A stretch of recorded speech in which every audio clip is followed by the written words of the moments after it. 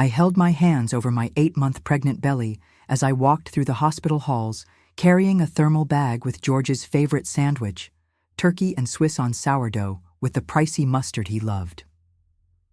That morning, the September air smelled like rain drifting through our bedroom window. Before leaving for his shift, George kissed my forehead and whispered, "Take care of our little miracle."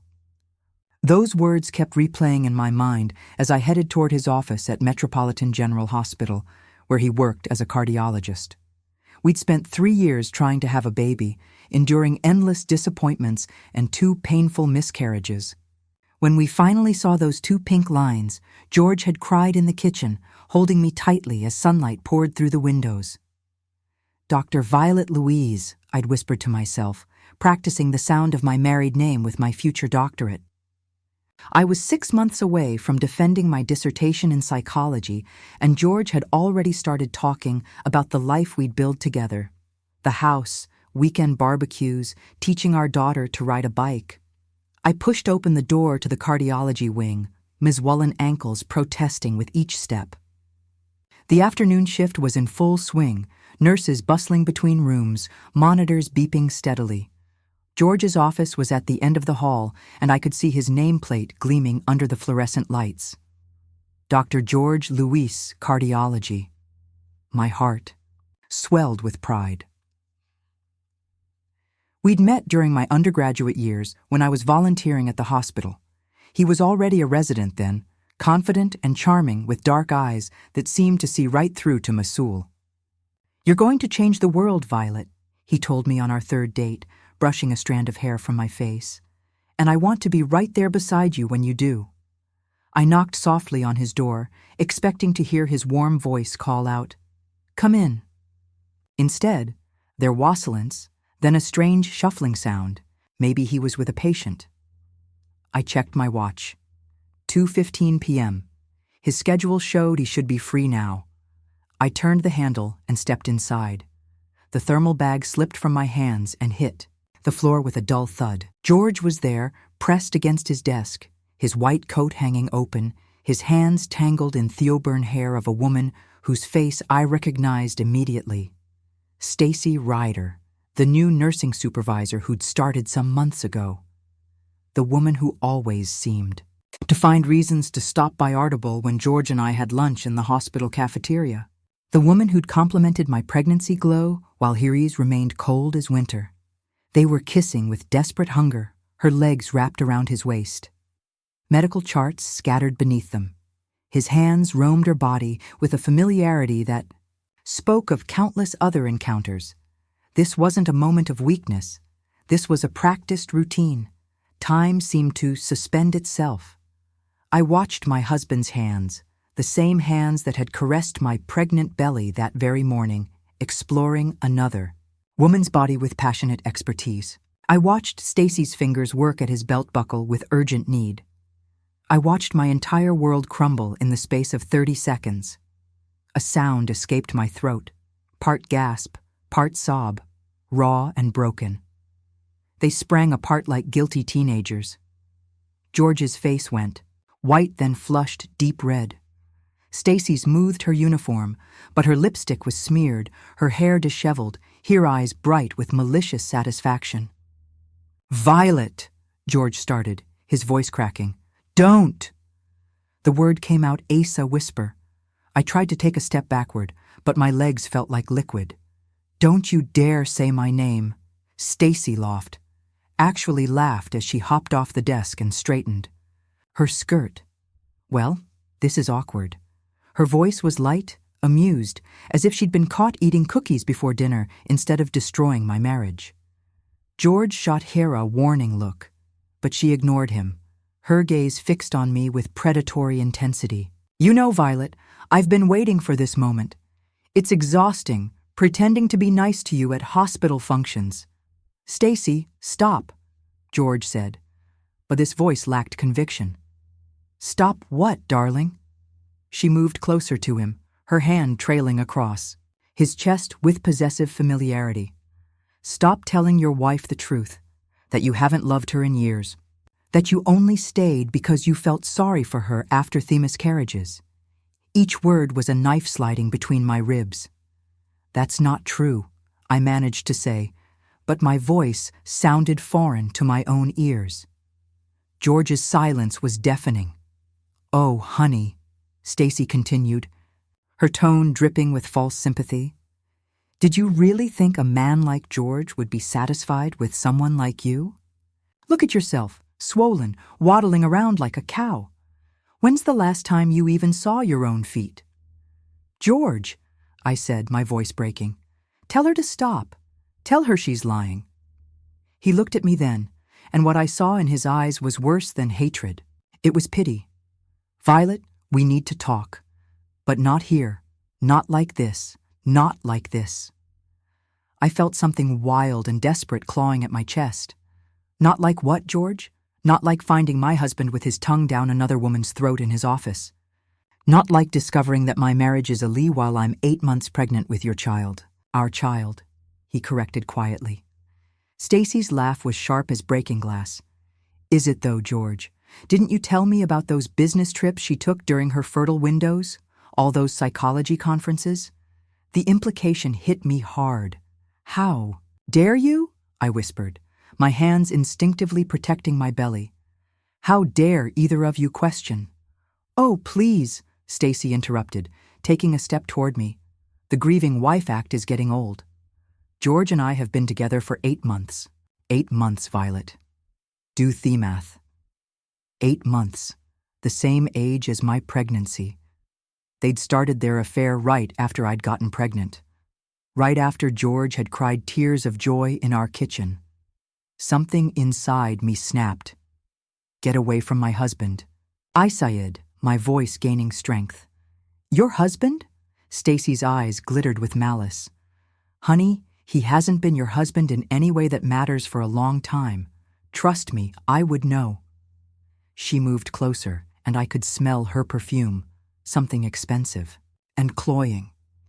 The same scent I'd noticed on George's clothes for months, but had dismissed as hospital odors.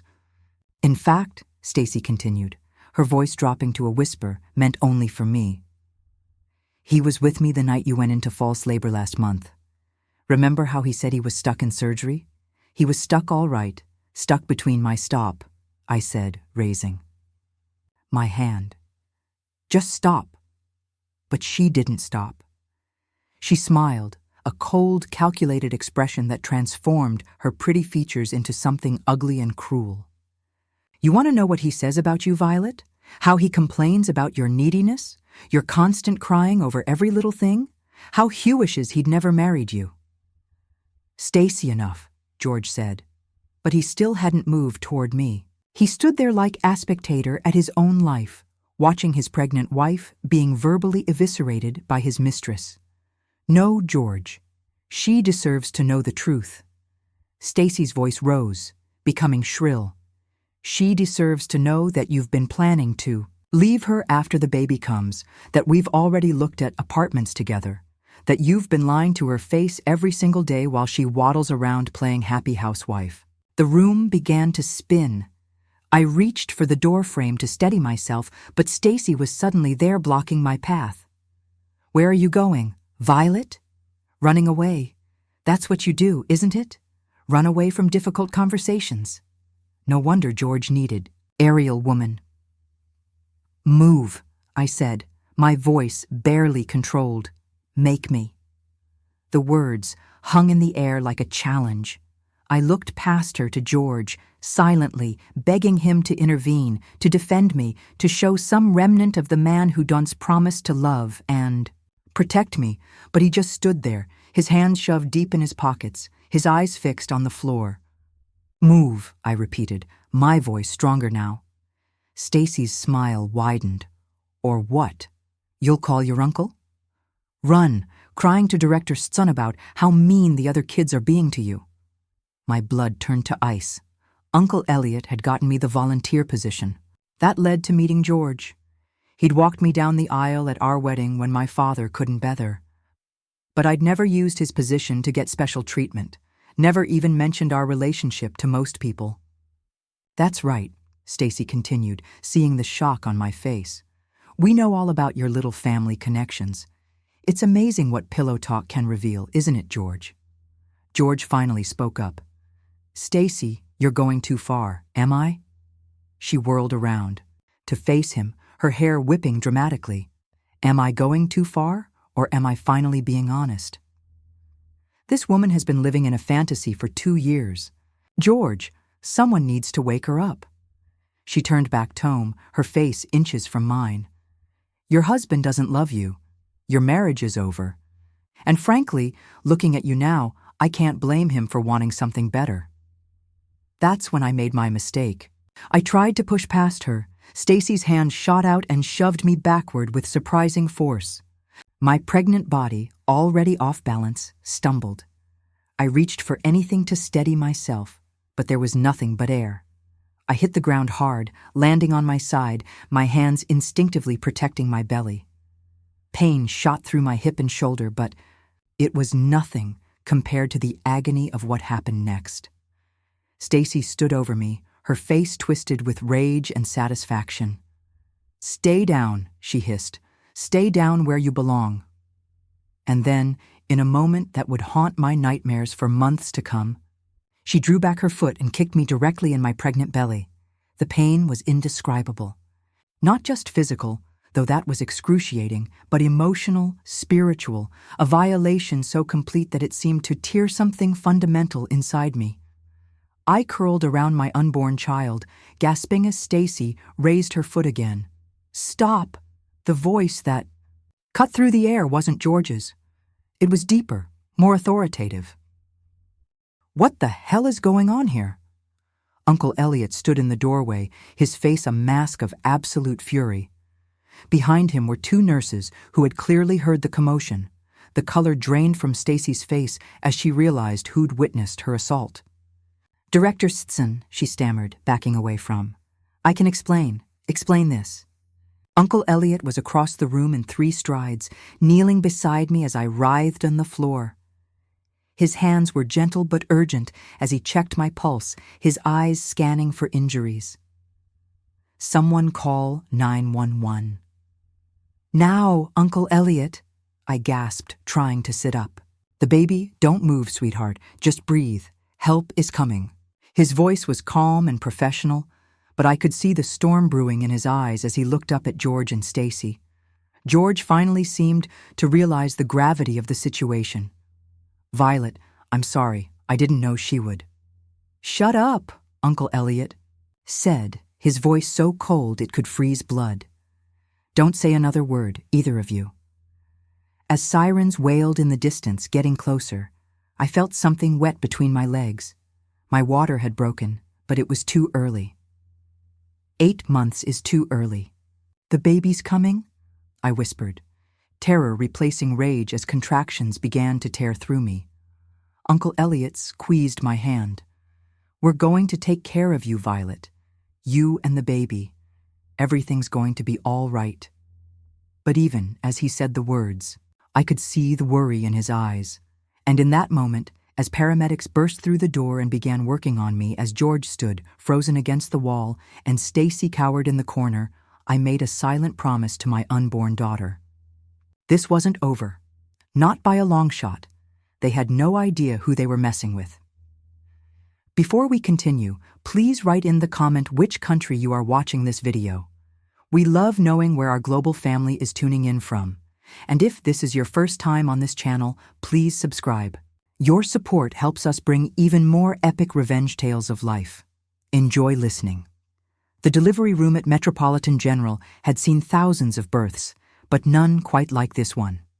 As my daughter fought her way into the world 8 weeks early, weighing barely 4 lb, I felt something else being born alongside her, a cold, calculating fury that settled into my bones like winter frost. Mabel, I named her for my grandmother. A woman who'd survived the Great Depression through sheer determination, was whisked away to the NICU before I could even hold her properly. But in the brief moment our AS met, I saw something fierce there, something unbreakable. She was a fighter, just like the women in our family. She's going to be fine, Dr. Beckham assured me as they prepared to take her to intensive care. Small, but strong. Her lungs are developed enough and all her vital signs are stable. Uncle Elliot squeezed my hand as they wheeled me to recovery. His silver hair was disheveled, his usually immaculate suit wrinkled, but his grip was steady and warm. "I've been in contact with our legal department," he said quietly, "and I've suspended both George and Ms. Ryder pending a full investigation." Suspended. The medication made my voice sound far away. "Violet, what happened today?" "What I witnessed that was assault against a pregnant woman in my hospital." His jaw was set in a way I remembered from childhood when he'd faced down bullies who'd picked on me at family gatherings. This isn't just a personal matter anymore. Through the haze of exhaustion and pain medication, I heard voices in the hallway. George's voice pleading with someone, then Stacy's higher-pitched defensive. Uncle Elliot stood and walked to the door, his movements deliberate and controlled. "If either of you comes within 50 ft of my niece or her daughter, I'll have hospital security remove you permanently," he said, his voice carrying clearly down the corridor. "Consider this your only warning. Elliot, please." George's voice cracked. "I need to see her. I need to explain." "You need to get yourself a lawyer, Dr. Louise. Both of you do." The footsteps retreated, and Uncle Elliot returned to my bedside. "They're gone, and they won't be back." I closed my eyes, but sleep wouldn't come. Every time I drifted off, I saw Stacy's face twisted with malice as her foot connected with my belly. I heard George's silence when I'd begged him to defend me. I felt the moment my fairy tale marriage revealed itself to be built on lies and betrayal. My phone buzzed on the bedside table. A text from me sister, Gina. "On my way, flight lands in 3 hours. Don't make any decisions until I get there." My fierce, brilliant older sister who'd warned me about getting married too young, who'd never quite trusted George's charm. She was a corporate lawyer in Chicago, known for her ruthless negotiation skills and her ability to destroy opponents with surgical precision. If I needed anyone in my corner right now, it was her. The next few hours passed in a blur of medical consultations, legal paperwork, and whispered conversations with Uncle Elliot about next steps and protecting our interests. When Gina finally burst through my door at 11 p.m., her red hair wild from running through the airport, it nearly broke down completely. "Oh, sweetie," she said, gathering me carefully into her arms. "I'm so sorry. I'm so sorry." "Have you seen her?" I asked. "Mabel first thing when I got there. She's beautiful, tiny but perfect. She has your chin and your stubborn streak, I can already tell." We sat in silence for a moment, sisters who'd weathered countless storms together. Gina had been my maid of honor at my wedding to George, despite her reservations. She'd held my hand through both miscarriages, flying out from Chicago at a moment's notice. And now she was here again in my darkest hour. "Tell me everything," she said finally, "and don't leave anything out." So I did, every humiliating detail, every cruel word, every moment of George's betrayal and Stacy's violence. Gina listened without interrupting, her green eyes growing harder with each revelation. When I finished, she was quiet for a long moment.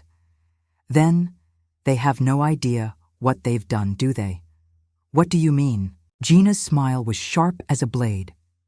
"Sweetie, they assaulted you in front of witnesses at Uncle Elliot's hospital while you were pregnant.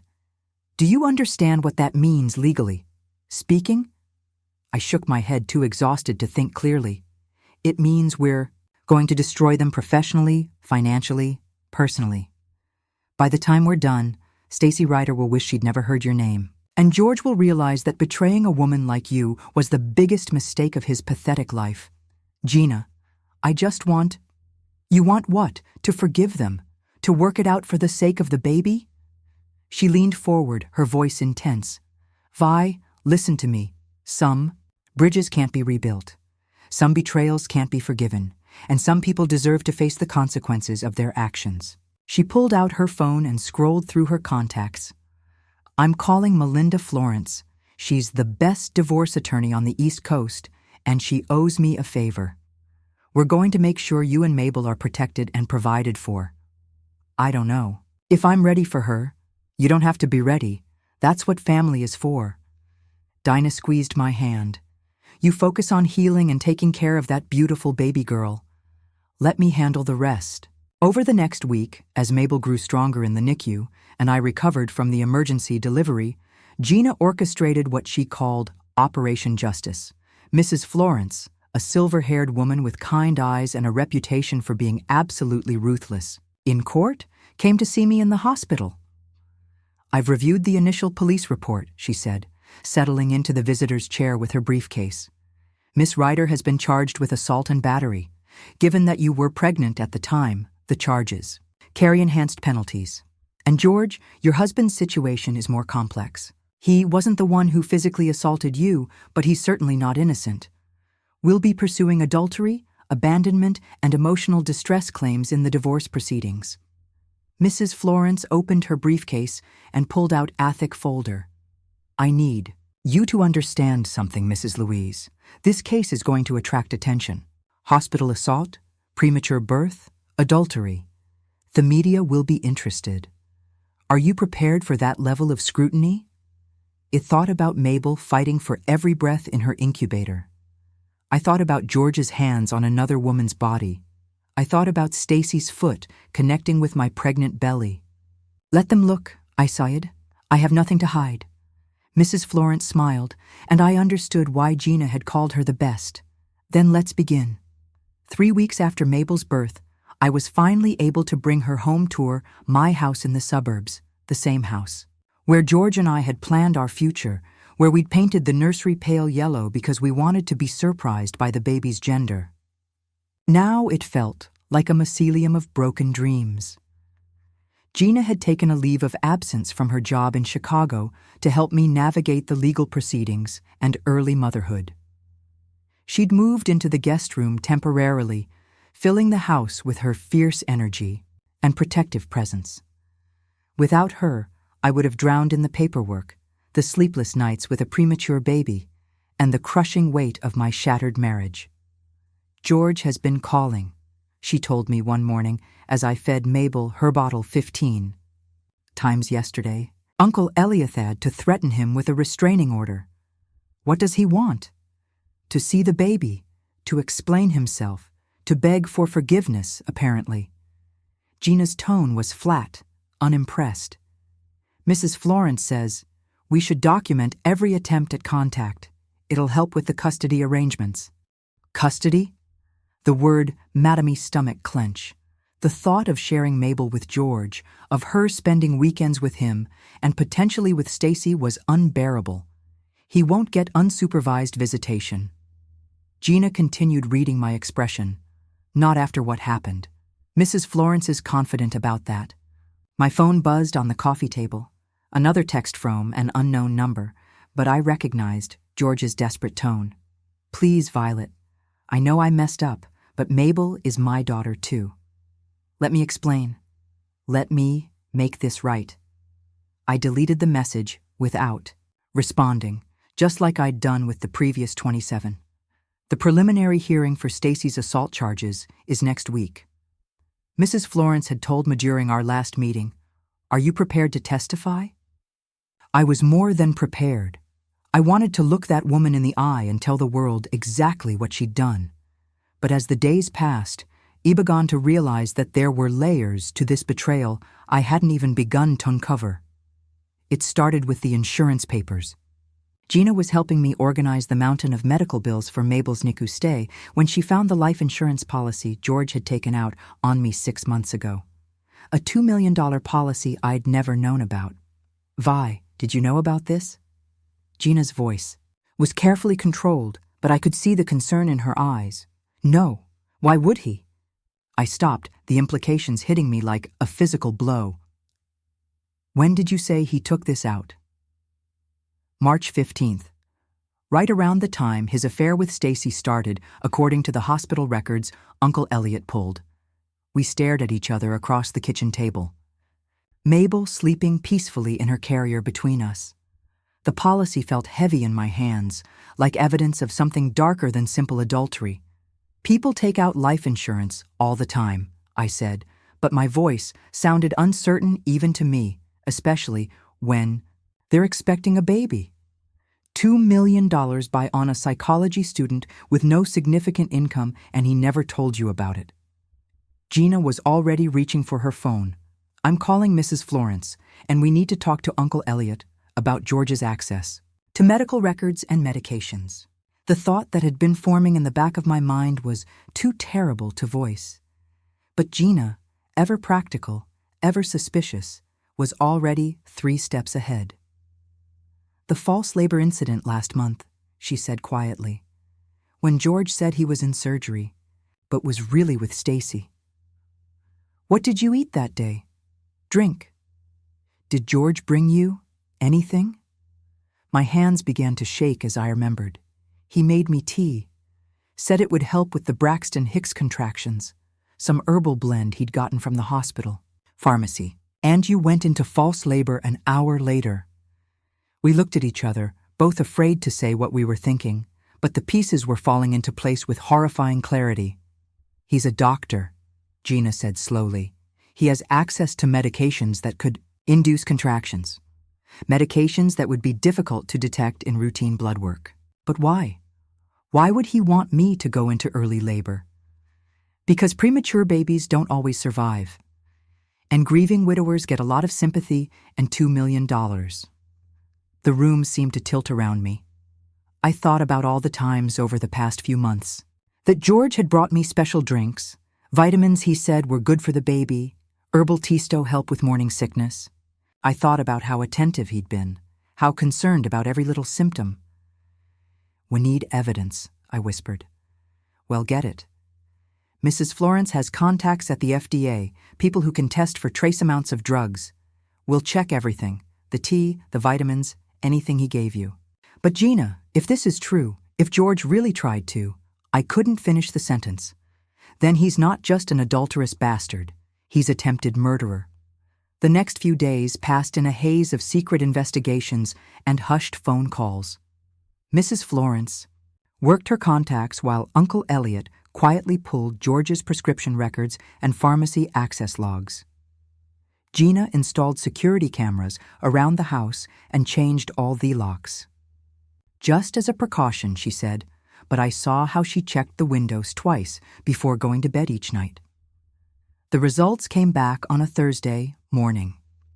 Mrs. Florence called while I was giving Mabel her morning bottle, and I could hear the grim satisfaction in her voice. "We found traces of myoprostol in the herbal tea," she said, without preamble. "It's a medication used to induce labor, among other things. The levels were subtle, not enough to guarantee a miscarriage, but certainly enough to trigger contractions in a woman already at risk for preterm labor." My legs gave out and I had to sit down heavily on the kitchen chair. "So, he tried to kill you and the baby." "Yes, for the insurance money and his freedom to be with Ms. Ryder. What happens now?" "Now we take this information to the district attorney. George Luis is going to be facing charges for attempted murder, insurance fraud, and conspiracy. And Ms. Ryder was likely complicit. She knew about the insurance policy. According to the emails we've uncovered," Mrs. Florence paused, and when she spoke again, her voice was gentler. "Violet, I need you to understand something. This case is going to get national attention. The media will be fascinated by a story involving a doctor, his pregnant wife, attempted murder for insurance money, and a violent mistress. Are you prepared for that level of exposure?" I looked down at Mabel, who was watching me with those serious dark eyes that seemed too wise for a newborn. She'd survived her father's attempt to kill her before she was even born. She'd fought her way into the world despite being born 8 weeks early. She was a survivor, just like her mother. "Let them come," I said. "The whole world can know what kind of man George Luis really is." But I had no idea that the story was about to take an even darker turn. The arraignment was scheduled for a crisp October morning, exactly 6 weeks after Mabel's dramatic entrance into the world. George appeared in court wearing an expensive suit and a face full of righteous indignation, flanked by two high-priced attorneys I recognized from billboards around Thessaly. I sat in the front row with Mrs. Florence, Gina on my other side, and Uncle Elliot behind us for moral support. Mabel was at home with the nanny Gina had insisted we hire a former military police officer named Rosa who took no chances with security. Dr. George Luis, the judge in charge with attempted murder in the first degree, conspiracy to commit murder, insurance fraud, and adultery. How do you plead? Not guilty, Your Honor. George's voice was steady, confident even. When his eyes found mine across the courtroom, there was no remorse there. No acknowledgement of what he'd done, only cold calculation. Stacy's arraignment followed immediately. She'd been released on bail after her initial arrest for the assault, but the new charges, conspiracy and accessory to attempted murder, had landed her back in custody. She looked terrible, her usually perfect hair lank and unwashed, her face pale and drawn. Miss Stacy Ryder, how do you plead to the charges of conspiracy to commit murder, accessory to attempted murder, and assault and battery? Not guilty. Her voice was barely a whisper. As we filed out of the courthouse, reporters swarmed around us like angry bees, microphones thrust toward my face, cameras flashing, voices shouting questions. Mrs. Luis, how do you feel about your husband's arrest? Do you believe Dr. Luis tried to kill you for insurance money? What's your response to allegations that this is all a vindictive plot by your uncle? Mrs. Florence guided me through the crowd with practice deficiency, her hand firm on my elbow. No comment. She repeated to every question. Mrs. Lewis will make a statement at the appropriate time. But as we reached the car, it stopped. Something inside me, the same fierce instinct that had kept me going through the darkest nights with Mabel, demanded to be heard. I have something to say, I told Mrs. Florence. She looked concerned. Violet, we discussed this. It's better, too. No. I turned to face the crowd of reporters, my spine straight, my voice clear. George Louis tried to murder me and our unborn daughter for insurance money, so he could start a new life with his mistress. When their plan failed, Stacy Ryder physically assaulted me in an attempt to complete what the drugs couldn't accomplish. The EI. Crowd fell silent, cameras clicking furiously. My daughter survived because she's a fighter. It survived because I have family who love and protect me. And now George and Stacy are going to face the consequences of their actions in a court of law where the truth would be revealed for everyone to see. I paused, looking directly into the nearest camera. To any woman who's been betrayed, who's been made to feel worthless or disposable, you are stronger than you know, and you deserve justice. The ride home was quiet, Jeanette squeezing my hand in the back seat while Mrs. Florence fielded phone calls from reporters and legal colleagues. When we pulled into the driveway, Rosa met us at the door with Mabel in her arms. All quiet here, she reported in her clipped professional tone. Thought there have been several attempts to deliver flowers and gifts. I've documented everything and stored it in the garage for security screening. That evening, as I fed Mabel her bottle and watched the news coverage of the arraignment, my phone rang. The caller ID showed a number I didn't recognize, but something made me answer. Hello, is this Violet Louise? The voice was female, nervous, with a slight southern accent. Yes. Who is this? My name is Sarah Chin. I used to work at Metropolitan General. I saw the news about your husband and I think I have information you need to hear. My pulse quickened. What kind of information about Stacy Ryder and about what really happened to Dr. Beckham? Dr. Beckham, the physician who delivered Mabel, who'd been so kind and competent during those terrifying hours in the emergency delivery room. I'd heard through Uncle Elliot that she'd left the hospital, suddenly taking a position in another state. Can you meet me somewhere? Sarah asked. Somewhere private. I'm afraid to talk about this over the phone. We arranged to meet the next morning at a coffee shop across town. I brought Gina with me for backup, leaving Mabel with Rosa and strict instructions to call if anything seemed amiss. Sarah Chin turned out to be a petite woman in her 30s with worried eyes and nervous hands that shook as she lifted her coffee cup. She'd been a surgical technician at Metropolitan General for 5 years before abruptly quitting 3 weeks ago. "I need to tell someone," she said without preamble. "I can't sleep knowing what I know and not doing anything about it." "What do you know about Stacy?"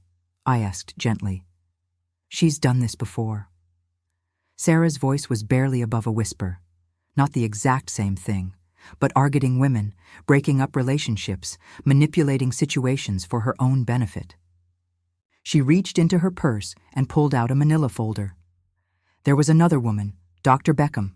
She was married, had 2 young kids. Stacy went after her husband. He was a pharmaceutical sales rep who visited the hospital regularly. My blood ran cold. What happened?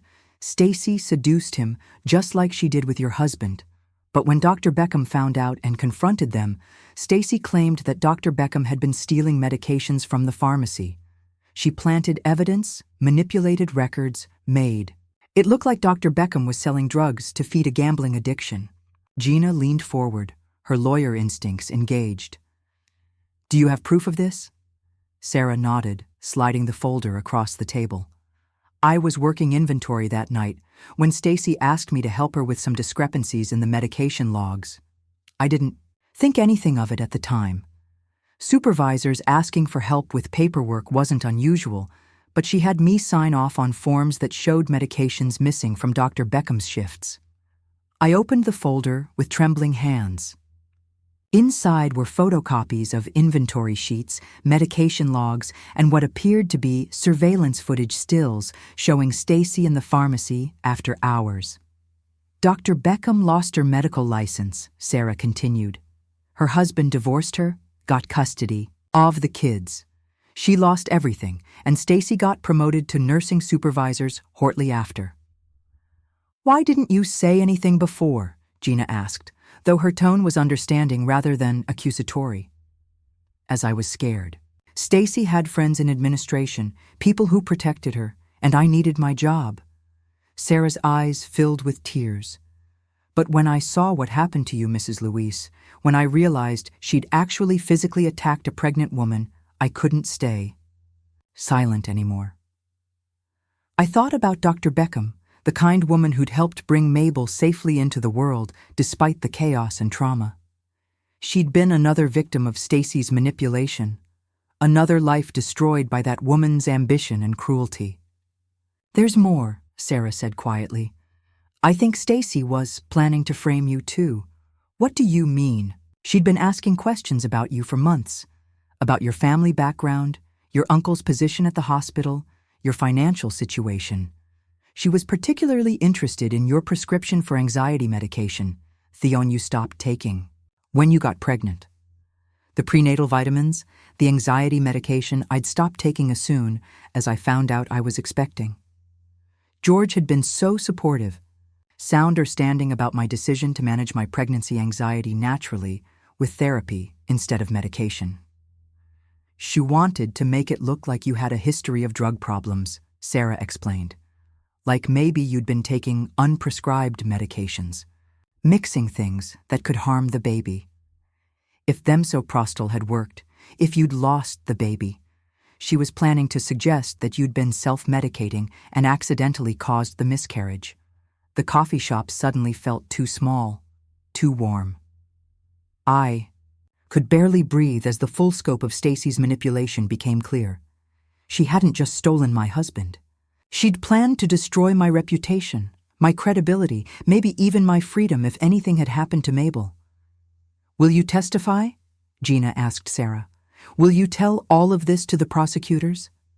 Sarah nodded, though her hands were still shaking. "That's why I called. I can't let her hurt anyone else." We spent another hour going through the documentation Sarah had brought. Her detailed account of Stacy's pattern of manipulation and destruction. By the time we left the coffee shop, I'd a much clearer picture of who we were really dealing with. Stacy Ryder wasn't just a home wrecker or even aviolent woman acting in the heat of the moment. She was a calculating predator who systematically targeted vulnerable people and destroyed their lives for personal gain. But she'd made one critical mistake. She'd underestimated me. That afternoon, Mrs. Florence called with news that felt like vindication. The prosecutor is adding additional charges based on the new evidence. Pattern of criminal behavior, evidence tampering, conspiracy to commit fraud. And we've located Dr. Beckham. She's agreed to testify about what Stacy did to her. What about George? His attorneys are trying to negotiate a plea deal. They're claiming he was manipulated by Ryder, that he was just as much a victim as you were. The audacity of that defense made my blood boil. He tried to kill me, Melinda. He tried to kill our daughter. I know. And we're not accepting any plea that doesn't include significant prison time. The evidence is too strong. The charge is too serious. But even as we planned our legal strategy, I couldn't shake the feeling that we were missing something. Stacy had been too confident during her arraignment, too composed for someone facing decades in prison. George's expensive lawyers suggested resources I didn't know he had. It wasn't until Rosa came to me with a concerned expression and a manila envelope that I began to understand the final piece of the puzzle. "This came by courier an hour ago," she said, handing me the envelope. "No return address, but it passed all the security screenings." Inside was a single photograph and a typed note. The photo showed George and Stacy in what looked like a hotel room, but they weren't alone. There was a third person in the image, a man I recognized from news reports as Vincent Caruso, a known associate of organized crime families in the area. The note was brief. "Your husband owes people money. A lot of money." The insurance policy wasn't just about starting a new life. It was about staying alive. "Thought you should know a friend." I stared at the photograph, pieces of the puzzle clicking into place with terrifying clarity. George's expensive lawyers, Stacy's confidence, the elaborate nature of their plan. It all made sense if they'd been working with people who had experience in making problems disappear permanently. "Gina," Ika led my voice, barely steady. "We need to call Mrs. Florence." "Now what is it?" I handed her the photograph and note. Her face went white as she processed the implications. "Ovi, this isn't just about adultery and insurance fraud anymore." "No," I said, looking down at Mabel, sleeping peacefully in her carrier. "It's about organized crime, money laundering, and people who kill for a living." The game had just changed completely. But I was no longer the naive, trusting woman who'd walked into her husband's office with a turkey sandwich 6 weeks ago. I was a mother now, with everything to fight for and nothing left to lose. And I was about to show George, Stacy, and their criminal associates exactly what happened when they threatened my family. Their revelation about George's connection to Vincent Caruso sent shockwaves through our legal team. Mrs. Florence immediately contacted the FBI, who confirmed what we'd suspected. George had been laundering money through fake medical equipment purchases for the past 18 months, skimming from the hospital's accounts to pay gambling debts to Caruso's organization. The insurance money wasn't just about starting fresh with Stacy. Agent Rebecca Santos explained during a meeting at Mrs. Florence's office. "Your husband owed Caruso's people nearly $3 million. The life insurance payout would have cleared his debts and bought his freedom. And when the MSO Prostal didn't work, Iasked. They moved to Plan B. Stacy's assault was meant to finish what the drug started. If you'd lost the baby Andied from complications, it would have looked like a tragic accident following a domestic dispute. The coldness of it, the calculated nature of their plan to murder me and my unborn child should have destroyed me. Instead, it crystallized my resolve into something harder than diamond. "What do you need from me?" I asked. Agent Santos smiled grimly. "We need you to help us catch them all." The plan was audacious and dangerous.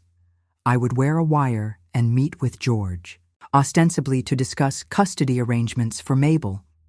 The meeting would take place at our old house, the one I'd moved out of after discovering the extent of his betrayal, under the pretext of collecting more of my belongings.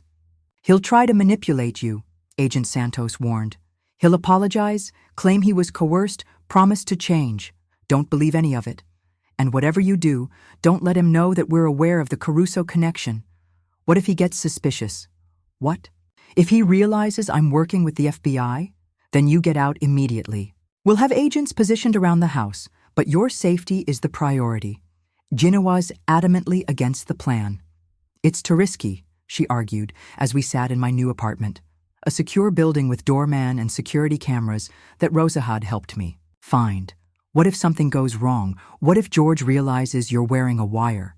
Then we lose the chance to get evidence against Caruso's people, I replied. Gina, they tried to kill me and Mabel. If we don't stop them now, they'll try again, or they'll fend other victims. I looked down at my daughter, now 3 months old and thriving. Despite her premature start, she'd gained weight, her cheeks had filled out, and she'd started smiling. Real smiles that lit up her entire face. I would do anything to protect her future. The meeting was set for the following Tuesday. George had agreed eagerly when I'd called, his voice full of hope and gratitude that I was finally ready to talk. His optimism would have been pathetic if it wasn't so dangerous. I spent the weekend preparing, working with Agent Santos and her team to anticipate every possible scenario. The wire was nearly invisible, a small device that transmitted to receivers positioned around the house. If anything went wrong, help would be there in seconds. Remember, Mrs. Florence said on Monday night, you're not just gathering evidence for the criminal case. Anything, George says, can be used in the custody proceedings too. Let him talk. Let him reveal who he really is. Tuesday morning dawned gray and cold, matching my moods. I drove to the house where I'd once planned to raise my children and grow old with my husband. The familiar sight of the white picket fence and red brick facade sent a pang through my chest. Not for what was, but for what I thought was real. George was waiting in the kitchen, and I was struck by how different he looked. He'd lost weight, his face was haggarded, and there were dark circles under his eyes that spoke of sleepless nights. But when he saw me, his expression brightened with desperate hope. Violet, thank you for coming. Thank you for giving me this chance. This isn't about second chances, George, I said, keeping my voice carefully neutral. This is about Mabel, about what's best for her. Of course, that's what matters most. He gestured toward the kitchen table where he'd set out coffee and the pastries used to love from the bakery downtown. Please sit. We need to talk. I remained standing, my hand resting on the back of the chair. Talk about what? About how you tried to kill me for insurance money? About how your mistress attacked me while I was pregnant? About how you stood there and watched? His face crumpled, and for a moment I almost felt sorry for him. Almost. I never meant for any of that to happen, he said, his voice breaking. You have. To believe me. I got in over my head with some bad people, and I made terrible choices, but I never wanted you to get hurt. Bad people. I kept my expression carefully neutral, not letting on that ick knew about Caruso.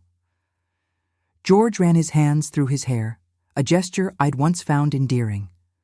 I had some gambling problems, debts. I borrowed money from people I shouldn't have, and when I couldn't pay them back, they threatened you? They threatened all of us. You, me, the baby. I was trying to protect our family, Violet. The insurance policy, the other things. It was all about getting enough money to pay them off and disappear somewhere safe. The lies came so smoothly, with such apparent sincerity, that I could see how he'd manipulated me for years. But now I recognized the pattern. The way he positioned himself as the victim. The way he made his betrayal sound like sacrifice.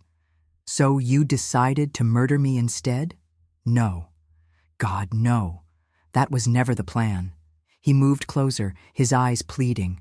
The medication was just supposed to induce early labor. Premature babies have complications sometimes. Insurance companies don't ask as many questions when there are natural medical issues involved. My blood turned to ice. He was admitting it, casually discussing his plan to kill our daughter as if it were a reasonable business decision.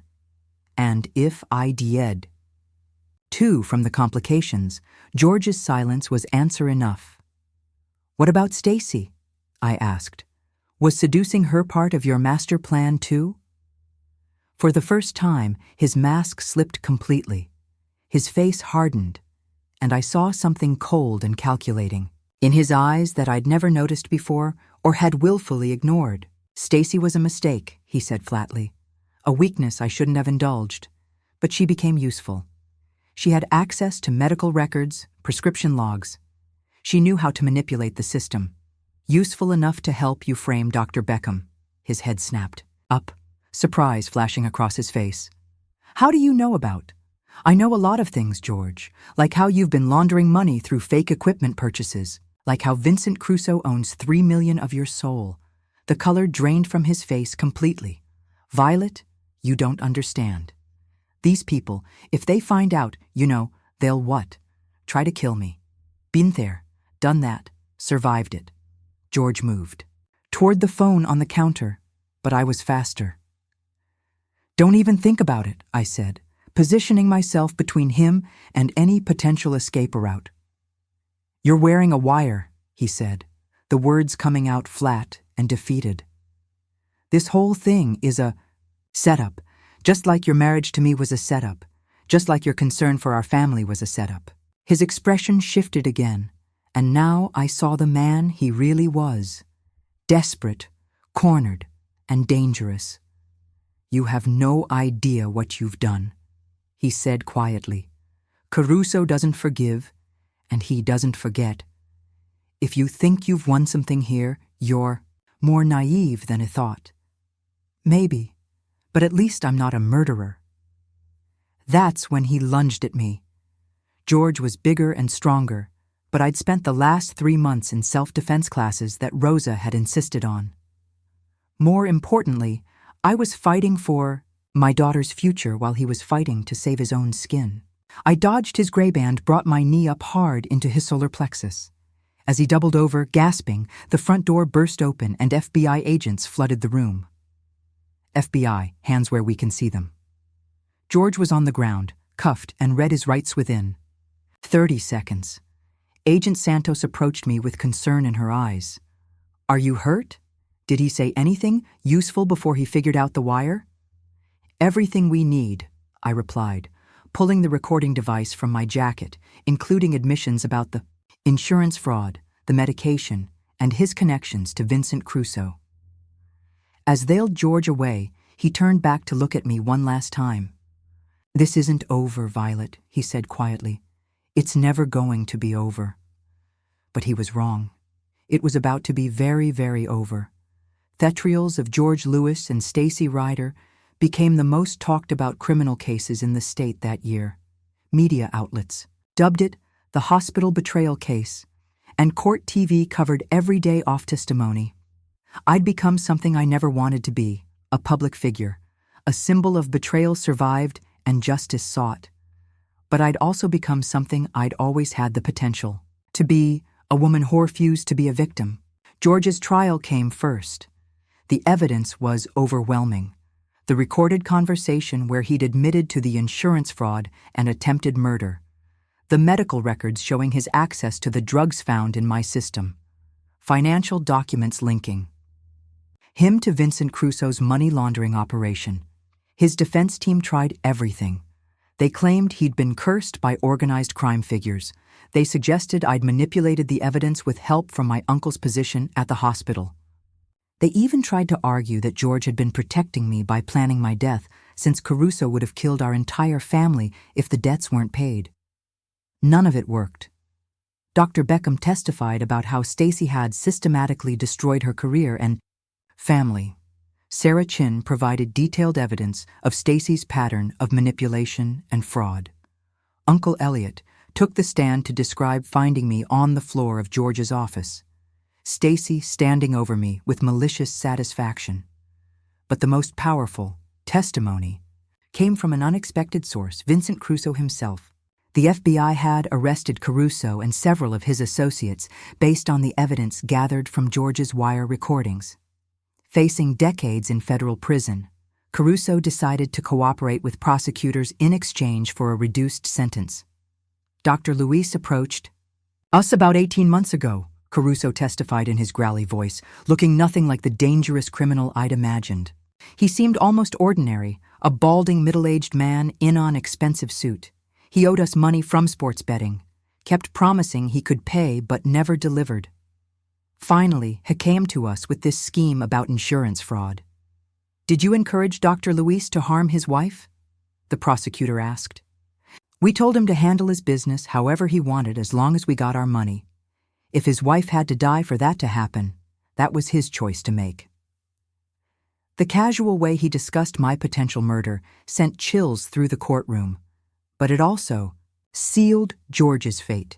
The jury deliberated for less than 4 hours, guilty on all counts: attempted murder, conspiracy, insurance, fraud, money laundering, and racketeering. The judge sentenced him to 35 years to life with no possibility of parole for 25 years. As the bailiff led him away in shackles, George looked at me one final time. There was no apology in his eyes, no remorse, only bitter resentment that his plan had failed. Stacy's trial was shorter but no less satisfying. In addition to her assault on me, she faced charges related to the Dr. Beckham frame-up in her role in George's insurance fraud conspiracy. She took the stand in her own defense, a decision her lawyers clearly regretted. Stacy tried to portray herself as another victim of George's manipulation, a woman seduced by a charming doctor who'd promised her the world. "I never meant to hurt anyone," she said, dabbing at her eyes with a tissue. "George told me that Violet was planning to leave him, that she'd been having affairs. He said she was going to take everything in the divorce and disappear with the baby. So, you decided to push her down and kick her in the stomach?" the prosecutor asked, dryly. I was angry. I thought she was going to destroy the man I loved. I wasn't thinking clearly. "Were you thinking clearly when you planted evidence to destroy Dr. Beckham's career?" That was George's idea. He said she was stealing medications, that someone needed to report her before patients got hurt. Lie after lie, excuse after excuse, but the evidence was clear, and the jury saw through her performance easily. They convicted her on all counts, and the judge sentenced her to 15 years in prison. 10 for the assault on me and Mabel, 5 for Harold in the conspiracy against Dr. Beckham. The judge looked at Ms. Ryder and said she had shown a pattern of cruelty and manipulation with no sign of guilt or empathy. She had attacked a pregnant woman, ruined an innocent doctor's career, and destroyed a family for her own gain. There were no reasons to be lenient. As the officers led Stacy away, she glared at me with hatred and said, "This isn't justice, this is revenge." I whispered back, "Sometimes they're the same." 2 years later, I stood at a podium in the Yale University's largest lecture hall, facing a room full of students. My dissertation on trauma recovery and post-traumatic growth had received the highest honors, and I'd been offered a job as an assistant professor specializing in victim advocacy. I told my students, survival isn't just about getting through the pain. It's about using that experience to build something stronger. In the front row, Gina smiled proudly, and Uncle Elliot held 2-year-old Mabel on his lap. My daughter had grown into a determined little girl with her father's dark eyes, but none of his deceit. She had my stubbornness and her aunt's sharp mind. After class, we met Dr. Beckham at the campus coffee shop. She had won back her medical license after a long legal fight and was now working at Uncle Elliot's hospital. Her children were living with her again after their father was arrested for embezzlement. "How does it feel?" Dr. Beckham asked as we sat down. "Like justice," I said. "Like the world finally makes sense." George was in federal prison, safe only because his medical training made him valuable. He wouldn't be eligible for parole until Mabel was 27. Vincent Caruso got 12 years for cooperating, and his partners received even longer sentences. Stacy tried to appeal her conviction twice, but both were denied. She'd be behind bars until Mabel finished high school, thanks to Mrs. Florence.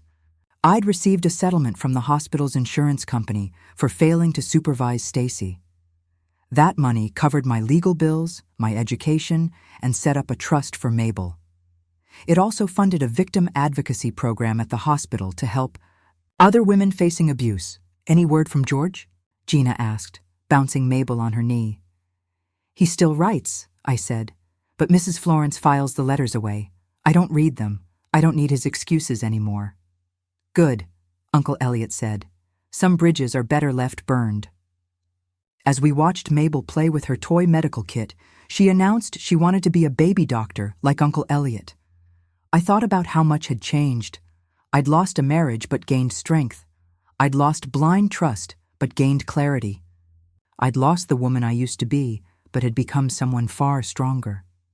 Mabel wore a little silver locket with a photo of us from the day she came home from the NICU. That picture had been the final piece of evidence that sealed George and Stacy's fate.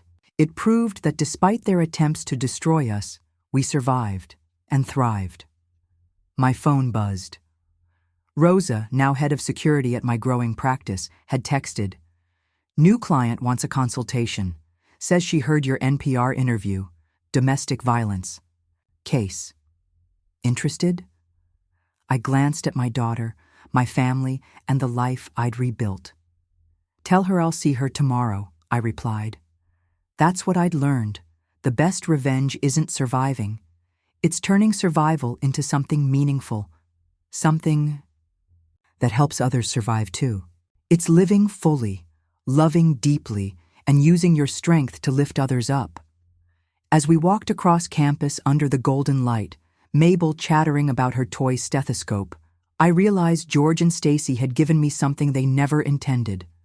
Proof that I am unbreakable. They tried to destroy me. Instead, they made me unstoppable. The nightmare was over. My extraordinary life was just beginning.